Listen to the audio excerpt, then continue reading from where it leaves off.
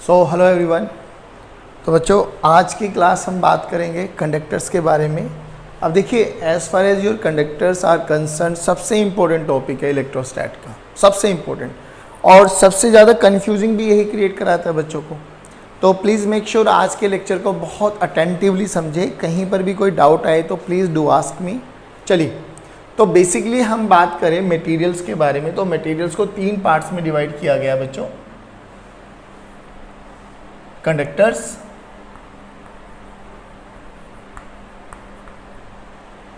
Insulators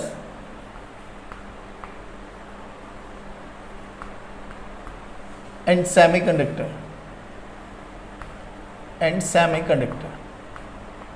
देखिए, अगर मैं बात करूं सेमीकंडक्टर में, थोड़ा बहुत आइडिया आप लोगों को केमिस्ट्री में हो चुका है, क्योंकि केमिस्ट्री में आप लोग ग्रुप 14 पढ़ चुके होंगे। तो सेमीकंडक्टर के बारे में अगर हम बात करें तो ये तो हमारे पास लास्ट चैप्टर ऑफ CBSE है, दैट इज चैप्टर 14। ठीक है, इसमें तो हम अच्छे से डील करने वाले हैं सेमीकंडक्टर के बारे में।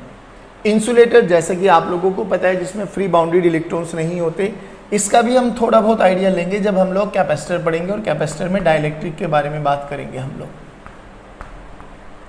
तो इसमें जो फ्री इलेक्ट्रॉन्स होते हैं वो बाउंडेड होते हैं, मतलब चार्जेस आर बाउंडेड। इसमें अगर मैं थोड़ा सा स्मॉल बाइफर्केशन कराऊं बच्चों, कुछ बाउंडेड होते हैं, कुछ फ्री होते हैं। Some are bounded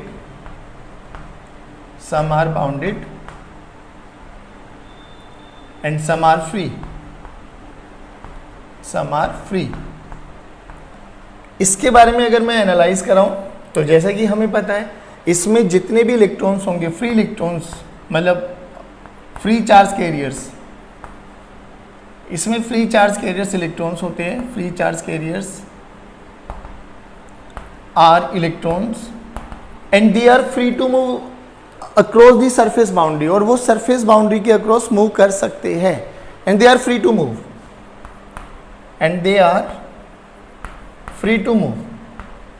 free to move का मतलब क्या है बच्चों, कि अगर मैं इलेक्ट्रिक फील्ड में एक इलेक्ट्रॉन को रख देता हूं, तो इस इलेक्ट्रॉन पे फोर्स लगेगा, और वो फोर्स लग के किधर जाएगा बच्चों, opposite to the direction of electric field, और फोर्स का फॉर्मूला लगेगा Q × E।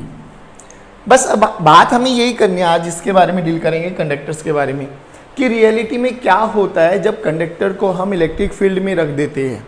अब देखना बच्चों, इस चैप्टर से पहले, इस लेक्चर से पहले हम लोग basic properties of electric field lines पढ़ चुके हैं, इक्विपोटेंशियल सरफेसेस की भी कुछ बेसिक प्रॉपर्टी पढ़ चुके हैं। आज का लेक्चर भी कुछ और अच्छी प्रॉपर्टीज़ के बारे में बात करेंगे हम लोग। और फ्रेंकली टेलिंग यू कि करीबन लास्ट 10 ईयर में से 5 से 6 बारी इन प्रॉपर्टीज़ पर ही क्वेश्चंस पुट अप हुए। प्रॉपर्टीज़ डिट्टो सेम प्रॉपर्टीज़, कि अगर आपको प्रॉपर्टीज़ के बारे में आइडिया है तो आप बहुत इजीली इसको लगा पाएंगे। तो अब देखिए, मान लो ये हमारे पास एक कंडक्टर है, दिस इज अ कंडक्टर, और बच्चों मैं बात कर रहा हूं अभी न्यूट्रल कंडक्टर की। तो न्यूट्रल कंडक्टर का मतलब अकॉर्डिंग टू जे थॉमसन, जितना पॉजिटिव चार्ज होगा उतना नेगेटिव चार्ज होगा। अब क्या होता है जब इस कंडक्टर को मैं यूनिफॉर्म इलेक्ट्रिक फील्ड में रख देता हूं, यानी इलेक्ट्रिक फील्ड में अगर मैं इसको रख देता हूं, आराम से सुनना बच्चों। Now what happen to a conductor when it is placed in electric field. तो जैसे ही मैं इलेक्ट्रिक फील्ड में रखता हूं, तो प्लीज पे अटेंशन। अब ये, इसको मैंने नाम दे दिया ई एक्सटर्नल। अब देखिए, इस कंडक्टर के पास इलेक्ट्रॉन से बच्चों फ्री इलेक्ट्रॉन है, और वो मूव कर सकते हैं। अब जो कि इलेक्ट्रॉन है, और इलेक्ट्रॉन अगर मैं बोलूं, ये मान लो एक इलेक्ट्रॉन है, तो इस इलेक्ट्रॉन पे इलेक्ट्रिक फील्ड राइट की डायरेक्शन में, तो इस पे एक फोर्स लगेगा किधर, लेफ्ट की डायरेक्शन में। तो ये इलेक्ट्रॉन मूव करता करता इस सरफेस पे आ जाएगा। बाउंडेड है, इसकी कंस्ट्रेंट है कि क्या ये इससे बाहर जा सकता है, नहीं। तो जितने भी इलेक्ट्रॉन्स हैं, बहुत सारे इलेक्ट्रॉन्स हैं, और सारे के सारे इलेक्ट्रॉन्स यहाँ पर एक्यूमुलेट होते चले जाएंगे। अब जो कि ये न्यूट्रल कंडक्टर है बच्चों, since this is a neutral conductor, तो जितना नेगेटिव चार्ज इंड्यूस्ड होगा ना बच्चों इस वाले एंड पर, उतना ही पॉजिटिव चार्ज इंड्यूस्ड हो जाएगा इस वाले साइड पर। ये तो कंफर्म्ड है क्योंकि कंडक्टर न्यूट्रल है और चार्जेस रीशफल हो सकते हैं बट नया चार्ज आके डेवलप नहीं होने वाला। ये प्रॉपर्टी में भी पढ़ लिया था हम लोगों ने कि चार्जेस आर कंजर्व। तो इस पे जितना नेगेटिव चार्ज है उतना ही पॉजिटिव। इन चार्जेस को बोलते हैं हम क्यू इंड्यूस्ड या you can say induced charges. अब ये इंड्यूस्ड चार्जेस हुआ किसके कारण है? क्योंकि हमने कंडक्टर को इलेक्ट्रिक फील्ड में रख दिया है। कंडक्टर को इलेक्ट्रिक फील्ड में रखने से क्या हुआ बच्चों, जो कि फ्री इलेक्ट्रॉन्स थे, फ्री चार्ज कैरियर्स, उन पे फोर्स लगा, वो दूसरे एंड पर एक्यूमुलेट होते चले गए। उनके ऑपोजिट साइड में डेफिशिएंसी ऑफ इलेक्ट्रॉन बनती चली गई, तो वहाँ पॉजिटिव चार्जेस एक्यूमुलेट होते चले गए, या you can say positive electric field की डायरेक्शन में भागेंगे और इलेक्ट्रॉन नेगेटिव चार्जेस की डायरेक्शन में भागेंगे। इन सिंपल वर्ड्स आप ऐसे भी समझ सकते हो।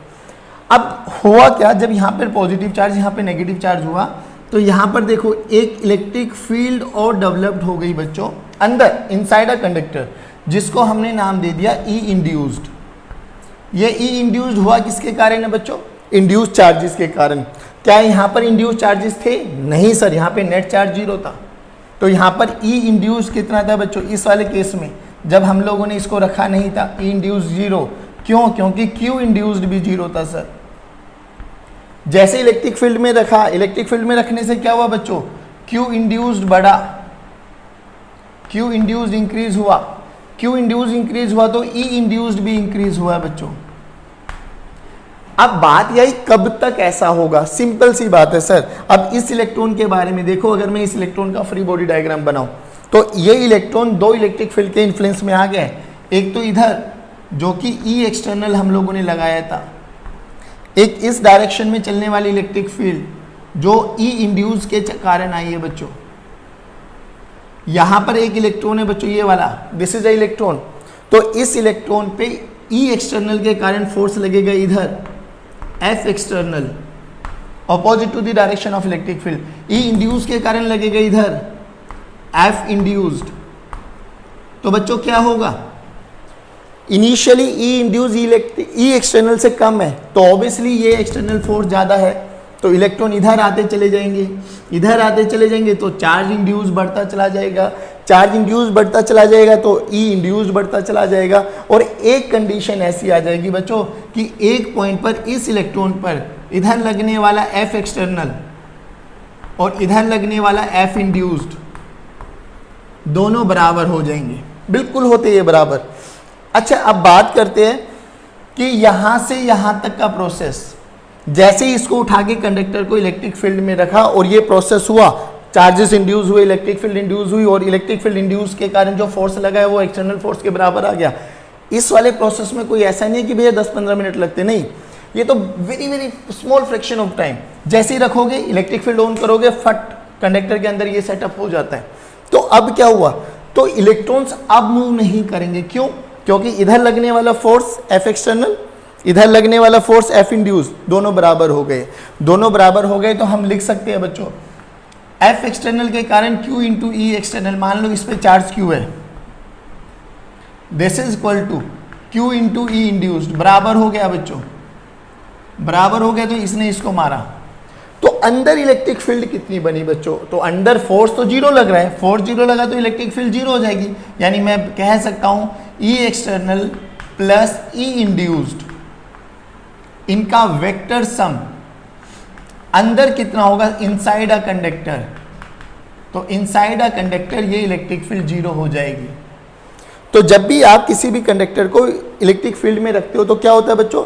चार्जेस अपने आप को रिशफल करते हैं, अरेंज करते हैं इन such a manner, in such a fashion कि अंदर इलेक्ट्रिक फील्ड क्या हो जाए? 0। अगर अंदर इलेक्ट्रिक फील्ड 0 हो जाए तो बच्चों ये वाला पॉइंट अब याद रखना कि ई एक्सटर्नल का वेक्टर प्लस ई इंड्यूस्ड वेक्टर सम, दोनों का वेक्टर सम 0 है। और इन अदर वर्ड्स मैं ये कह सकता हूँ magnitude of E external is opposite to negative of magnitude of E induced. सबसे पहला पॉइंट हमें ये याद रखना है बच्चों। अब सुनो, अब क्या होता है, एक लाइन में इसकी प्रॉपर्टी याद कर लो कि if we place a conductor in a electric field, in a uniform electric field, the charges, free charges are arrange themselves in such a fashion कि net electric field inside a conductor is always 0। उसके अंदर electric field कितनी हो जाएगी बच्चों? 0। ये पूरा का पूरा हम लोगों ने पढ़ लिया। अब हमें बस एक ही पॉइंट याद रखना है कि जब भी हम यूनिफॉर्म इलेक्ट्रिक फील्ड लाइंस में, तो बच्चों हम बात कर रहे थे कि अगर मैं इसको उठा के रख दूं इसके अंदर, तो मैं सिंपली बोल सकता हूं कि इसके अंदर electric field zero, electric field inside a conductor is zero. अब ये रीजन अगर मुझे समझ में आ गया तो थोड़ा और समझो। अब देखिए, अब हमने बोला कि ये एक न्यूट्रल कंडक्टर है, इस न्यूट्रल कंडक्टर को हम लोगों ने इलेक्ट्रिक फील्ड में रखा, इलेक्ट्रिक फील्ड में रखा तो इसके अंदर electric field zero, inside a conductor electric field zero. अगर inside a conductor electric field zero हो गई तो बच्चों याद करो, हम लोगों ने पोटेंशियल ग्रेडियंट भी पढ़ा है। पोटेंशियल ग्रेडियंट क्या कहता है बच्चों? E equal to minus D V by D R, E equal to minus D V by D R. याद करो, E को हम लिखते थे E vector this is equal to minus curl V by curl X I cap minus curl V by curl Y J cap minus curl V by curl Z K cap. तो यहाँ से इसको potential gradient भी बोलते हैं बच्चों। This is potential gradient, this is your potential gradient. चलिए, अब अगर यहाँ से अब देखो बहुत ध्यान से, अगर E जीरो है इनसाइड अ कंडक्टर, E की वैल्यू जीरो है तो मैं लिख सकता हूँ zero this is equal to D V by D R, zero this is equal to D V by D R. अब ये D V by D R का मतलब क्या होता है? Variation of V with respect to R। V क्या है? Potential, potential का variation with respect to R वो जीरो है। इसका मतलब क्या कह सकता हूँ? Differentiation of V with respect to R zero है। इसका मतलब क्या है बच्चों? इसका मतलब V कांस्टेंट है सर, इसका मतलब V कांस्टेंट है बच्चों, V कांस्टेंट है। V कांस्टेंट का मतलब समझो बच्चों, जहां जहां इलेक्ट्रिक फील्ड जीरो होगी वहां पर पोटेंशियल सेम है। सेम का मतलब अगर मैं इसके अंदर A point, B point, C point और ये D पॉइंट, 4 पॉइंट कंसीडर कर लूं तो मैं ये कह सकता हूं बच्चों इस वाले प्रोसेस से कि potential at A is equal to potential at B equal to potential at C equal to potential at D। अब सभी पॉइंट का अगर इस पूरे रीजन में पोटेंशियल सेम हो गया है तो इसको बोलते हैं हम बच्चों इक्वी पोटेंशियल रीजन। क्या बोलते हैं बच्चों? Equi potential region. Equi potential region का मतलब समझ में आया? क्योंकि इसके अंदर इलेक्ट्रिक फील्ड जीरो है, इलेक्ट्रिक फील्ड जीरो है तो V कांस्टेंट है, यानी इसके कंडक्टर के किसी भी पॉइंट पर अंदर अगर मैं बात करूं, चाहे वो पॉइंट यहाँ पर हो, चाहे वो पॉइंट यहाँ पर हो, चाहे वो पॉइंट यहाँ पर हो, चाहे वो पॉइंट यहाँ पर हो, सबका पोटेंशियल सेम है। तो that's why this is known as your equipotential region. अब एक बात बताओ, इक्वी पोटेंशियल रीजन के बाद हम लोगों ने एक प्रॉपर्टी पढ़ी थी इक्वी पोटेंशियल सरफेसेज में कि अगर मुझे इक्वी पोटेंशियल रीजन पता है, अगर मुझे इक्वी पोटेंशियल रीजन पता है तो electric field lines equi potential region में क्या रिलेशन था? अरे सर ये तो बहुत इजी कॉन्सेप्ट है, हमें पता है electric field lines are always perpendicular to the equipotential surfaces.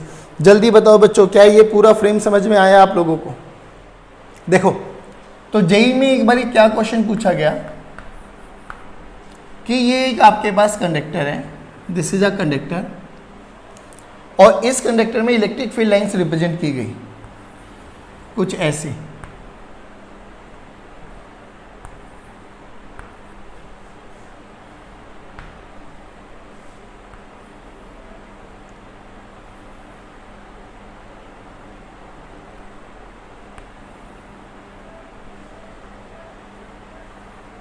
ये इलेक्ट्रिक फील्ड लाइंस दी गई, बोला गया कि इनमें से कौन सी इलेक्ट्रिक फील्ड लाइंस की प्रॉपर्टीज को शो करता है, A, B, C या D। अब देखिए, अगर हमें प्रॉपर्टीज याद नहीं होंगी ना तो ऐसे क्वेश्चन हम कभी लगा ही नहीं पाएंगे। अब एक चीज हमें समझ में आया कि सर देखिए ये कंडक्टर है और इलेक्ट्रिक फील्ड लाइंस पास कर रही है, इसका मतलब यहाँ से, तो यानी अंदर तो इलेक्ट्रिक फील्ड जीरो होनी चाहिए। तो यानी ये और ये तो गलत हो गया देखते ही, ये तो दोनों की दोनों अंदर से पास जा रही है, तो अंदर से तो जाएगी नहीं इलेक्ट्रिक फील्ड लाइंस, क्योंकि इसको अपोज करने वाला ई इंड्यूस्ड इसमें पैदा हो चुका होगा। तो या तो ये हो सकती है या ये हो सकती है। अब इन दोनों में भी देखें विच वन इज करेक्ट, क्या दोनों करेक्ट है या दोनों ठीक गलत है, तो देखते हैं। अब देखिए बच्चों, जो कि हमने अभी अभी प्रूव किया है, ये एक इक्वी पोटेंशियल रीजन है। Now this is equi potential region. अगर ये इक्वी पोटेंशियल रीजन है तो हमें तो पता है electric field lines and equipotential surfaces are always perpendicular to each other, ये हम लोग पढ़ चुके हैं। तो अगर मैं यहाँ पर एक नॉर्मल ड्रॉ करूँ, और ये नॉर्मल हमें ड्रॉ करना आता है रेडियली, तो सर नॉर्मल तो ये है, तो इलेक्ट्रिक फील्ड लाइन नॉर्मल तो नहीं है, यानी ये भी गलत हो गई। इस वाले पे देखो नॉर्मल, हाँ ये ठीक है सर, तो ये रिप्रेजेंट करेगी एग्जैक्ट इलेक्ट्रिक फील्ड लाइंस को। तो देखिए यहाँ सारी की सारी प्रॉपर्टीज पूरी हो गई, ना तो इलेक्ट्रिक फील्ड अंदर से पास जा रही है और इलेक्ट्रिक फील्ड टर्मिनेट और originate perpendicular to the surface of the conductor हो रही है। अब ये बहुत इंपॉर्टेंट प्रॉपर्टी है, इसको भी याद रख लो कि electric field lines are always terminating and originating, terminating and originating at a right angle, at a right angle from at a right angle to the surface of the conductor. जब भी कोई इलेक्ट्रिक फील्ड लाइंस टर्मिनेट होंगी या originate होंगी वो हमेशा perpendicular to the surface of conductor होने वाली है, हमेशा। यानी अगर मैं इसका कुछ डायग्राम बनाऊं इलेक्ट्रिक फील्ड लाइंस का, तो इलेक्ट्रिक फील्ड लाइंस का डायग्राम कैसा हो जाएगा बच्चों, ये कुछ ऐसा है। यहाँ से जो इलेक्ट्रिक फील्ड लाइंस आएंगी बच्चों वो आएंगी, फिर ऐसे रेडियली एंटर करेंगी और यहाँ से ऐसे रेडियली बाहर जाएंगी, फिर यहाँ से कुछ ऐसी आएंगी, रेडियली एंटर करेंगी और सिमिलरली रेडियली बाहर जाने वाली है। तो यहाँ से फिर रेडियली एंटर करेंगी और रेडियली ही बाहर जाने वाली है। यानी यहाँ पर कहीं पर भी इलेक्ट्रिक फील्ड आ रही है तो यहाँ पर इंड्यूस नेगेटिव चार्जेस के कारण और यहाँ पर पॉजिटिव चार्जेस के कारण ये टर्मिनेट हो जाएंगी यहाँ पर और ये ओरिजिनेट हो जाएंगी यहाँ पर, बट हमेशा रहेंगी कैसे, perpendicular to the surface of the conductor, perpendicular to the surface of the conductor. अब ये वाला प्रॉपर्टी याद रखना, perpendicular to the surface of conductor. देखो दो प्रॉपर्टी याद कर ली अब हम लोगों ने, electric field inside a conductor is zero, electric field zero है तो वी कांस्टेंट है, वी कांस्टेंट है तो इक्विपोटेंशियल रीजन हो गया, इक्विपोटेंशियल रीजन हो गया तो इलेक्ट्रिक फील्ड लाइंस ओरिजिनेट और टर्मिनेट करेंगे हमेशा perpendicular to the surface of conductor. जल्दी बताइए बच्चों ये वाली प्रॉपर्टी आ गई समझ में।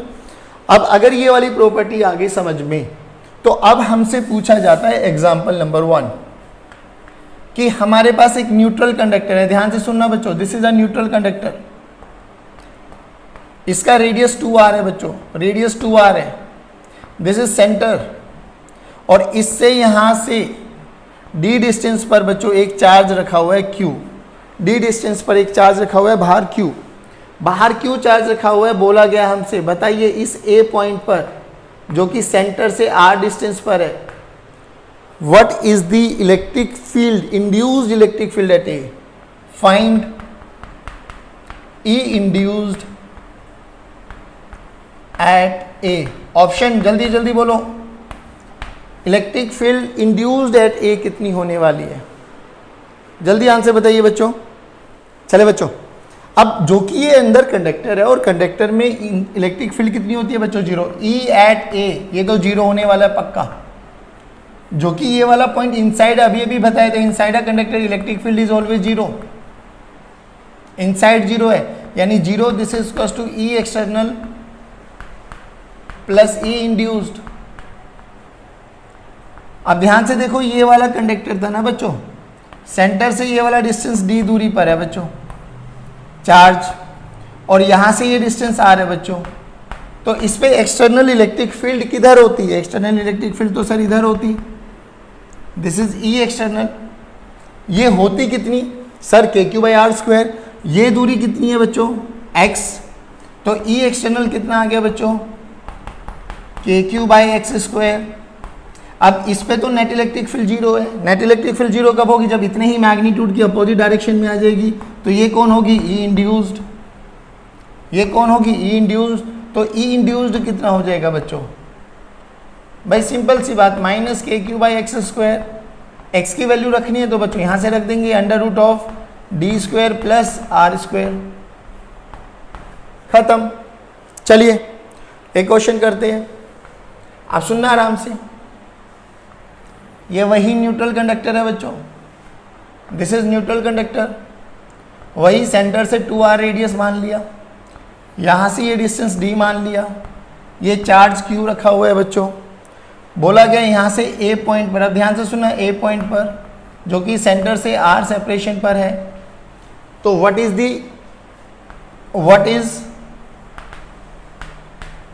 द पोटेंशियल एट a, पहला part, and what is the induced potential, the induced potential at A. अब ये सुनना बच्चों, ये मैं करा रहा हूँ, अगला पार्ट आप अपने आप करेंगे। देखो बच्चों जब भी ये चीज़ें लिखी आती है ना, जब भी ये करने को आया है, अब देखिए क्वेश्चन बहुत अच्छा है और बहुत सिंपल सा लॉजिक है, हमें इतना तो समझ में आता है कि जो ये अंदर है ना भाई, अंदर तो हर पॉइंट का पोटेंशियल सेम है, अंदर तो हर पॉइंट का पोटेंशियल सेम है, तो क्यों ना मैं सेंटर पे पोटेंशियल निकाल लूँ, सेंटर से चार्ज का सेपरेशन कितना है d, तो v एट सी कितना आ जाएगा, v एट सी के क्यू बाई आर, और यहाँ पे r की वैल्यू d है। सिंपल। पोटेंशियल एट सी तो ये आ गया। अब जो कि सर ये इक्वी पोटेंशियल रीजन बना, तो potential at C is equal to potential at A, तो ए का भी पोटेंशियल कितना हो जाएगा बच्चों, के क्यू बाई डी। पहले पार्ट में तो कोई दिक्कत नहीं आनी चाहिए। अब आता है ये सेकंड पार्ट। अब सेकंड पार्ट को समझना बच्चों। सेकंड पार्ट में अगर मैं ये बात करूं, ध्यान से देखना, ये इंड्यूस्ड का कॉन्सेप्ट समझ लो, जो कि ये सेंटर है बच्चों, सेंटर है सी, यहां पर चार्ज रखा है हम लोगों ने क्यू, तो इलेक्ट्रिक फील्ड लाइंस ऐसे जाएंगी, परपेंडिकुलर यहाँ पे टर्मिनेट हो जाएंगी। न्यूट्रल कंडक्टर है, तो जितना नेगेटिव चार्ज यहाँ पर एक्यूमुलेट होगा बच्चों, उतना ही पॉजिटिव चार्ज यहाँ पर एक्यूमुलेट होगा। ये तो कंफर्म्ड है, ये तो कंफर्म्ड है। इलेक्ट्रिक फील्ड लाइंस उन्हीं प्रॉपर्टीज को फॉलो करेगी, perpendicular to the surface enter करने वाली है, तो ये चीज़ें हमेशा ध्यान रखना।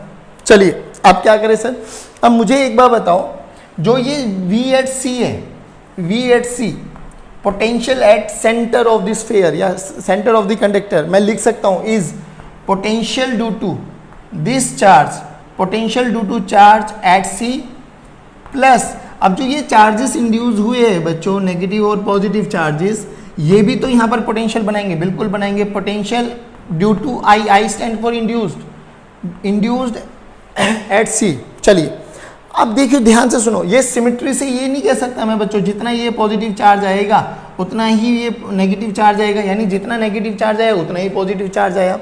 सेंटर से ये डिस्टेंस भी सेम है, ये डिस्टेंस भी सेम है, तो ध्यान से देखो, इसके कारण मान लो ये नेगेटिव क्यू चार्ज एक्यूमुलेट हुआ यहाँ पर, ये यहाँ पर पॉजिटिव क्यू चार्ज एक्यूमुलेट हुआ, तो इस पे पोटेंशियल कितना बन गया, सी पर पोटेंशियल बन गया बच्चों minus K Q by are. इसके कारण कितना बन गया, प्लस के क्यू बाय आर। तो इंड्यूस चार्जेस के कारण पोटेंशियल कितना बना, सी पर। इंड्यूस चार्जेस के कारण जो पोटेंशियल बना वो जीरो बना, और इसको मैं लिख सकता हूँ due to symmetry, due to symmetry. Symmetry के कारण ये ऐसा हुआ है, जितना चार्ज यहाँ पर एक्यूमुलेट होगा, क्योंकि कंडक्टर न्यूट्रल था, उतना ही चार्ज यहाँ पर एक्यूमुलेट होने वाला है, और सेंटर पर इंड्यूस चार्जेस के कारण पोटेंशियल जीरो आएगा, पहली बात। अब जब ऐसा सी के लिए लिखा, तो ऐसा ही मैं ए के लिए भी लिख सकता हूँ। सिमिलरली वी ए को मैं क्या लिख सकता हूँ, V potential at A due to induce charge, मतलब पोटेंशियल इसके कारण plus potential at A due to induce charge. ए देखो,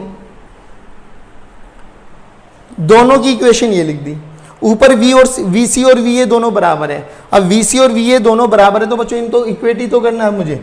देखिए अब V C this is equals to V A, equate कर दो दोनों इक्वेशंस को। ये इक्वेशन को मैं नाम दे दूं इक्वेशन नंबर 1,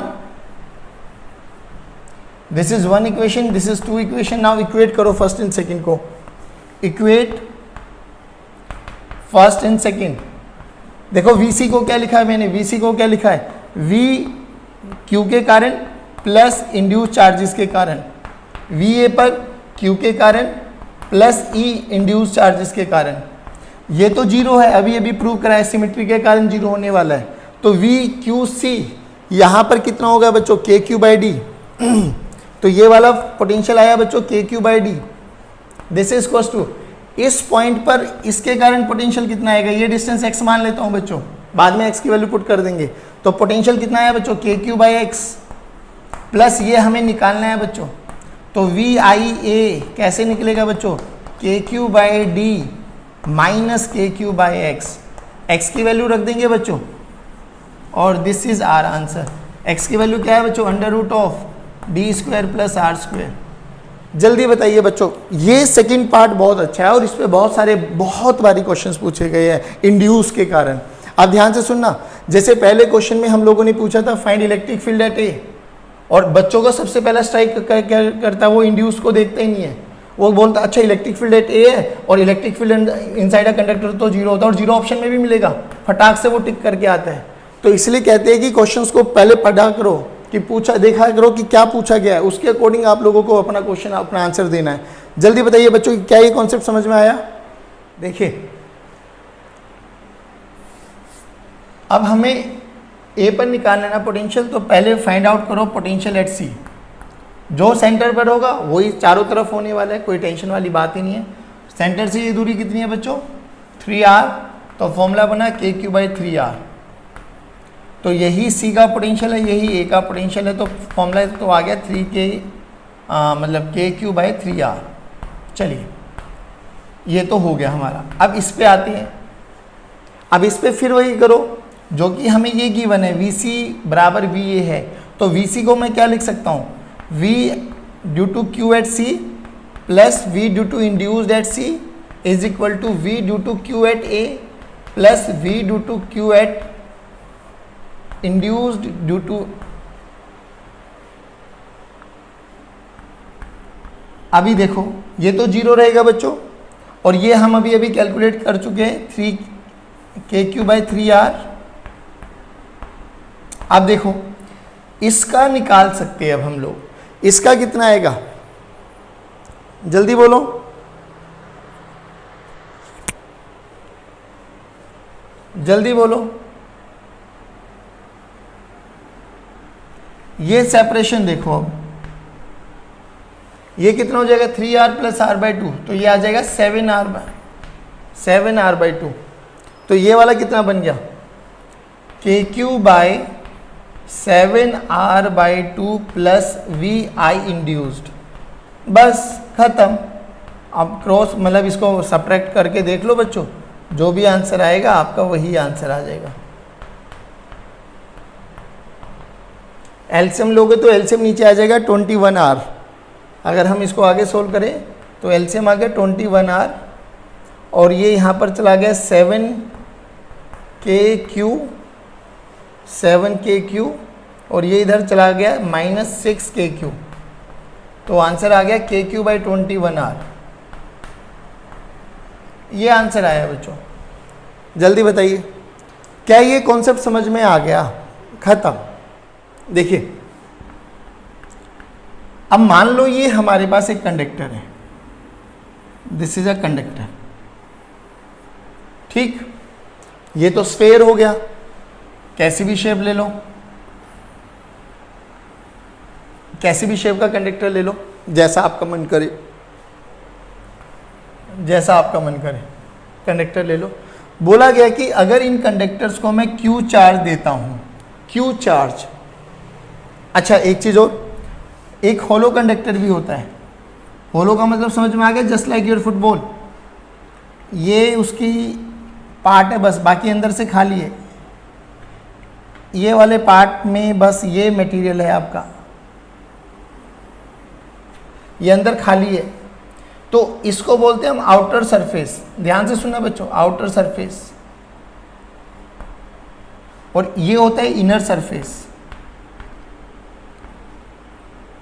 तो बोला गया चाहे वो कंडक्टर सॉलिड हो, जस्ट लाइक योर वाटरमेलन, चाहे वो होलो हो, स्फेरिकल, या किसी भी शेप का कंडक्टर हमें दे दिया गया। ध्यान रखना आइसोलेट कंडक्टर्स है ये सारे के सारे, these are isolated conductors, isolated conductors, यानी कोई दूसरा कंडक्टर इनके टच में नहीं है, ना कोई हम लोगों ने इसमें अर्थिंग लगाई है, ना हमने कोई वायर्स के साथ कनेक्शन दिया है, आइसोलेट रखे हुए हैं। अब बोला गया कि अगर मैं इसको चार्ज दे दूं सभी कंडक्टर्स को, तो वो चार्ज बेसिकली कहाँ रिसाइड करेगा, क्या वो चार्ज सारे में फैल जाएगा, ऐसे हो जाएगा, क्या वो चार्ज इसके सरफेस पे आ जाएगा, क्या वो चार्ज इसके इनर सरफेस पे चला जाएगा, क्या सिचुएशन बनेगी, हमें ये चेकआउट करना है कि भैया कौन सी कंडीशन पॉसिबल है। अब सिंपल सी बात सुनो, अभी की प्रॉपर्टीज हम लोगों ने देखी है कि भैया अगर हम लोग किसी भी कंडक्टर को इलेक्ट्रिक फील्ड में रख देते हैं तो उसके कारण अंदर इलेक्ट्रिक फील्ड 0 होती है, पॉइंट नंबर 1। अब हमें नहीं पता कि क्या कंडीशन होती है। प्रूफ देखिए, बोला गया क्यों ना ऐसा मान लिया जाए, कोई भी कंडक्टर उठा लो जो आपका मन कर रहे हैं, कि मान लो ये कंडक्टर है और ये मैंने एक स्फेरिकल शेप ले ली, आप कैसी भी आर्बिट्रेरी शेप ले सकते हो। मान लो इसको Q चार्ज दिया हमने, ठीक है, हमने मान लिया लेट अस सपोज कि इसमें से Q स्मॉल q चार्ज अंदर डिस्ट्रीब्यूट हो गया, तो बाहर कितना बचा Q माइनस Q, क्योंकि बच्चों चार्ज तो कंजर्व रहने वाला है, ये तो कंफर्म्ड है। तो अगर अंदर Q आ गया तो बाहर Q minus Q, total charge देखो Q ही रहने वाला है। अब हमें ये चार्ज यहाँ पे फैला हुआ है, ऐसा मान के चल लिया हम लोगों ने कि ये चार्ज अंदर रिसाइड कर गया कुछ पार्ट, तो हमें तो गॉस लॉ आती है लगानी बच्चों। गॉस लॉ क्या कहती है कि आप एक गॉसियन सरफेस चूज कर लो, this is Gaussian surface, this is Gaussian surface. आप ध्यान से सुनना बच्चों, ये गॉसियन सरफेस किसके अंदर आ गया, this Gaussian surface is inside the conductor. और कंडक्टर के अंदर इलेक्ट्रिक फील्ड क्या होती है, जीरो। कंडक्टर के अंदर इलेक्ट्रिक फील्ड क्या होती है बच्चों, जीरो। ये हम लोग पढ़ चुके हैं, तो लगाओ Gauss law, E dot D A this is equal to Q in by epsilon naught. अब क्यू इन तो क्यू मान लिया हम लोगों ने, माना हुआ है, लेकिन बच्चों E क्या हो जाएगा, inside a conductor, inside a conductor E तो जीरो होता है, यानी sir close integral of E dot D A की वैल्यू तो जीरो हो गई। अब अगर ये जीरो हो गया तो यानी ये भी जीरो होगा, Q in by epsilon not. Epsilon not तो जीरो नहीं हो सकता क्योंकि मीडियम की प्रॉपर्टी है, तो क्या जीरो होना चाहिए, Q in should be zero, Q in should be zero.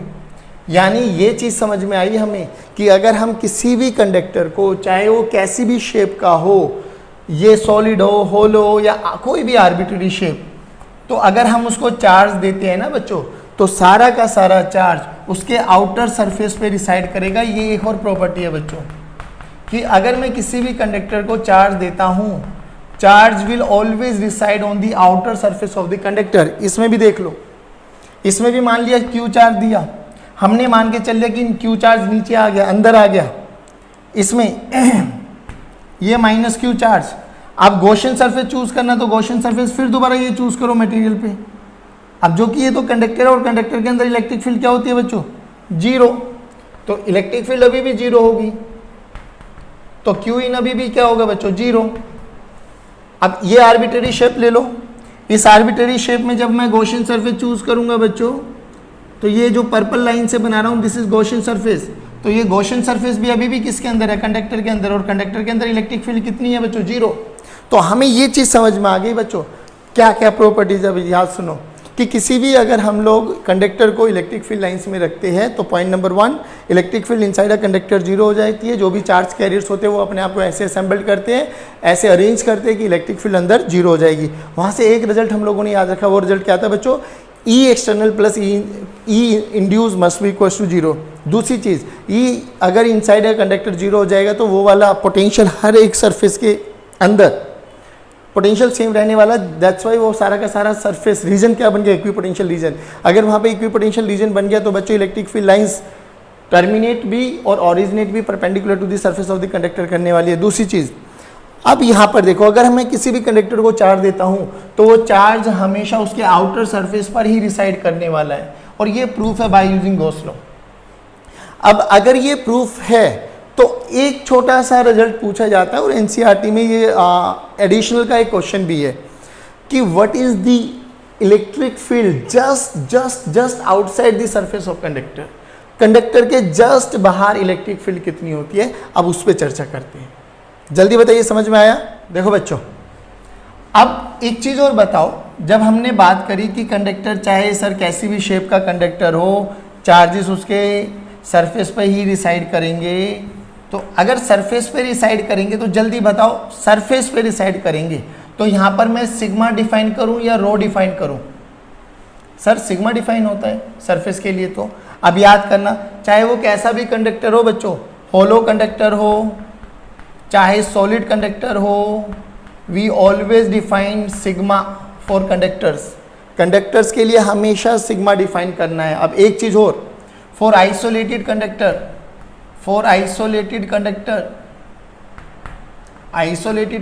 बच्चों, sigma is inversely proportional to 1/RC। RC is radius of curvature. याद रखना बच्चों, जिसका रेडियस ऑफ कर्वेचर जितना छोटा होगा उसकी डेंसिटी उतनी ज़्यादा होगी, जिसकी डेंसिटी जितनी ज़्यादा होगी उस पर उतना ही चार्ज ज़्यादा एक्यूमुलेट कर सकते हैं। देखिए यहाँ पर अगर मैं बात करूँ तो इसका रेडियस ऑफ कर्वेचर ये बना, इसकी बात करूँ तो इसका रेडियस ऑफ कर्वेचर ये बना, इसके बारे में बात करूँ तो इसका रेडियस ऑफ कर्वेचर ये बना, इसके किसी भी पॉइंट पर देखूँ तो रेडियस ऑफ कर्वेचर मतलब अप्रॉक्सीमेटली सेम ही बनने वाला है। तो जो एक स्फीयर होता है उसका रेडियस ऑफ कर्वेचर सेम है, तो इस स्फीयर के केस में मैं बोल सकता हूँ sigma is same. That's why हम लोग स्फेरिकल कंडक्टर्स के बारे में बात करने वाले, क्योंकि उसकी सिग्मा क्या हो जाएगी बच्चों, सेम। लेकिन कोई भी आर्बिट्रेरी शेप का कंडक्टर आ गया तो उसके हर पॉइंट की, देखिए हर पॉइंट के लिए बात करूं अगर मैं, तो उसके हर पॉइंट की रेडियस ऑफ कर्वेचर अलग अलग है बच्चों। तो यहाँ पे सिग्मा डिफरेंट होगा बच्चों, सिग्मा इज अलग अलग फॉर अलग अलग पॉइंट्स। रिजल्ट ये याद रखेंगे। अभी एक बात और बताऊं, अगर ये sigma is inversely proportional to R C है तो बच्चों ध्यान से देखना, आप कभी भी जितने भी आपकी इलेक्ट्रिकल डिवाइस आती है ना, उसमें कभी भी शार्प एजेस नहीं बने होते। शार्प एजेस याद करो, फ्रिज का डोर देखो, फ्रिज का डोर देखो अपने घर में, फ्रिज का डोर देखोगे तो उसमें ना एक बहुत आगे कर्वेचर सा बना होता है, बहुत अच्छा खासा टर्न होता है। वो क्यों टर्न होता है? सिंपल सी बात होती है भाई, कभी कभार आप लोगों ने देखा होगा कि जब भी आप इनको टच करते हो ना इलेक्ट्रिकल डिवाइसेस को, तो इन कॉर्नर्स पे जो एकदम शार्प कॉर्नर्स बने होते हैं, यहाँ पर टच करते ऐसे झटका लगता है। क्यों लगता है? तो देखो ये कॉर्नर से इसका रेडियस ऑफ कर्वेचर सबसे कम, तो डेंसिटी सबसे ज़्यादा, डेंसिटी सबसे ज़्यादा तो चार्ज एक्यूमुलेशन सबसे ज़्यादा, चार्ज एक्यूमुलेशन सबसे ज़्यादा, तो जैसे ही आप लोग लगाओगे तो चार्जेस का ट्रांसफर उतना ही ज़्यादा होता है, तो सबसे ज़्यादा झटका हमें यहाँ लगता है। दैट्स वाई जितनी भी इलेक्ट्रिकल डिवाइसेज होती है वो सारी की सारी गोल मटोल बनाई जाती है। कोई भी मोटर देख लो, हमने बोला कोई भी मोटर देख लो आप, सारी की सारी मोटर गोल मटोल होती है। पानी भरने वाली मोटर देख लो आप लोग, कैसी भी मोटर देख लो, सारी की सारी मोटर ऐसी मतलब राउंड शेप की होती है। राउंड शेप की क्यों होती है? क्योंकि रेडियस ऑफ कर्वेचर ज़्यादा होता है, डेंसिटी कम होती है। इतना समझ में आया बच्चों कि जितनी भी हमारे पास डिवाइसेज होती है वो गोल मटोल क्यों बनाई जाती है। अब सुनो, अब हमसे बोला गया कि हमारे पास ये कंडक्टर है बच्चों, ठीक है, कैसा भी कंडक्टर बना लिया हम लोगों ने। पहले तो देख के समझ में आ गई डेंसिटी हर पॉइंट पे अलग अलग है। बोला गया कि इसके जस्ट बाहर यहां पर इलेक्ट्रिक फील्ड कैसा होगा। अब पॉइंट नंबर 1 सुनना भैया, electric field just outside the conductor, just जैसी वो एंटर करेंगी और जस्ट बाहर निकलने वाली है तो इलेक्ट्रिक फील्ड लाइंस परपेंडिकुलर होंगी। पहली बात तो हमने क्या किया, हमने यहाँ पर एक छोटा सा सरफेस एरिया चूज किया, डी ए, बहुत छोटा सा सरफेस एरिया, और यहाँ पर एक गॉसियन सरफेस बनाया।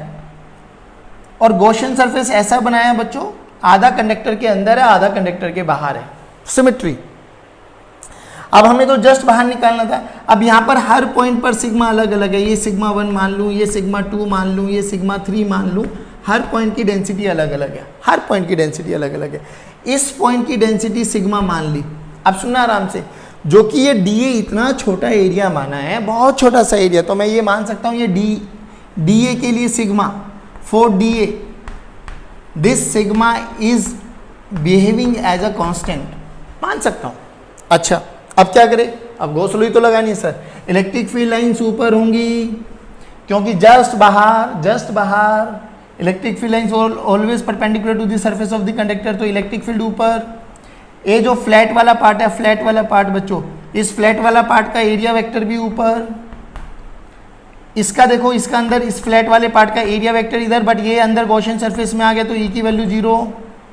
कर्व्ड सरफेस का एरिया वेक्टर देखो, थीटा की वैल्यू 90 डिग्री, थीटा की वैल्यू 90 डिग्री। फिर वही लगाओ गॉस लॉ, तो गॉस लॉ लगाया, according to Gauss law E dot D A this is equals to Q in by epsilon naught, Q in by epsilon naught. ध्यान से सुनना बच्चों, अब जो ये ई डॉट डी ए आएगा ये दो पार्ट के कारण आएगा, कर्व्ड या फ्लैट, कर्व्ड सरफेस के कारण या फ्लैट के कारण। लेकिन बच्चों हमें एक चीज समझ में आ गई, कर्व्ड के कारण तो एंगल 90 डिग्री बनने वाला है, थीटा इज 90 डिग्री, और जब हम इसको ओपन करेंगे तो cos 90 0 हो जाएगा, यानी इलेक्ट्रिक फील्ड का कंट्रीब्यूशन तो 0। फ्लैट में भी दो वाले पार्ट आएगा बच्चों, बॉटम, इसको हमने बॉटम सरफेस बोल दिया और इसको हम लोगों ने टॉप बोल दिया। ध्यान से देखो, बॉटम के कारण या टॉप के कारण, लेकिन बॉटम तो कंडक्टर के अंदर है तो inside a conductor 0 electric field, inside a conductor ये तो 0 है बच्चों। टॉप के कारण देखो, टॉप के कारण इलेक्ट्रिक फील्ड होगा कितना, ई डॉट डी ए, यानी ई डी ए, ये इलेक्ट्रिक फील्ड होगा टॉप सरफेस के कारण। अब इसमें देखो, इस गॉसियन सरफेस में कितना चार्ज, सिग्मा इसकी लोकल डेंसिटी मानिए, लोकल डेंसिटी मतलब जिस पॉइंट पर निकाल रहे हो उस पॉइंट की डेंसिटी, जो कि सिग्मा अलग अलग है सभी सरफेसेस के लिए, तो इसके लिए डिफाइन करेंगे तो सिग्मा 1 हो जाएगी, इसके लिए डिफाइन करेंगे तो सिग्मा 2, इसके लिए डिफाइन करेंगे तो सिग्मा 3। जिस पॉइंट पर अभी हम निकाल रहे हैं वहां पे हमने सिग्मा डिफाइन किया है। तो क्यू इनक्लोज कितना हो जाएगा बच्चों? क्यू इनक्लोज हो जाएगा बच्चों हमारे पास sigma into area, sigma into d A, छोटा सा एरिया माना है। तो क्यू इन भी पता लग गया, ई डॉट डी ए भी पता लग गया। अप्लाई करो गॉस लॉ। तो E dot D A this is equal to sigma into d A divided by epsilon naught. D A will cancel out, तो E is equal to sigma by epsilon naught. अब ये result याद रखो बच्चों, just outside the surface of conductor, कैसा भी arbitrary shape का conductor ले लिया, उसके कारण इलेक्ट्रिक फील्ड कितनी आई बच्चों? Sigma bye epsilon not. यहां पर निकालना होगा तो क्या हो जाएगा रिजल्ट बच्चों? Sigma 1 bye epsilon not. यहां पर क्या हो जाएगा बच्चों? Sigma 2 bye epsilon naught. अब याद रखना बच्चों, मुझे एक बात बता दो, जो ये इलेक्ट्रिक फील्ड आई है, इलेक्ट्रिक फील्ड क्या केवल इस वाले चार्ज के कारण आए या सभी चार्जेस के कारण आए जो कंडक्टर पे है? सर गॉस लॉ ने तो बोला है electric field net electric field होती है बच्चों, तो ये तो सभी चार्जेस के कारण आई है, सभी चार्जेस के कारण, चाहे वो गॉसियन सरफेस में हो चाहे वो गॉसियन सरफेस के बाहर हो। अब इस रिजल्ट को याद रखते हुए बच्चों कल हम बात करने वाले हैं इलेक्ट्रिक प्रेशर के बारे में, कि इस पे वो कितना प्रेशर लगने वाला है। जल्दी बताइए क्या आज का लेक्चर समझ में आया आप लोगों को? चलिए बच्चे, thank you very much, have a good day. जय हिंद, जय Bharat, God bless you all.